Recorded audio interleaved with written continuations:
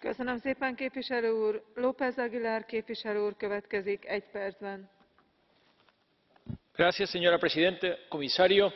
intervengo subrayando lo que he afirmado cada vez que se ha producido un debate en este Parlamento Europeo con respecto de la necesidad de medidas de refuerzo del intercambio de información en la lucha contra el terrorismo,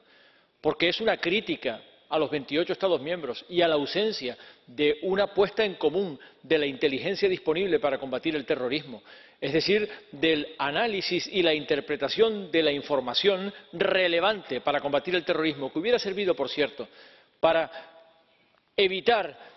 las masacres a las que hemos asistido en París o en Zaventem recientemente. Por eso, tan importante como las medidas que ponga en marcha la Comisión es la exigencia de voluntad política a los Estados miembros para compartir esa información y hacerlo a través de los instrumentos de que ya disponemos, Europol, el Centro Europeo contra el Terrorismo, y también, ¿por qué no?, la voluntad de hacer de esa base de la que ahora disponemos el embrión de un FBI europeo que sea efectivo contra el terrorismo y que lo haga además con respeto a los derechos fundamentales, a los principios de necesidad y de proporcionalidad y al Reglamento Europeo de Protección de Datos, porque ese es el acervo europeo. Радев képviselő úr következik 1,5 percben.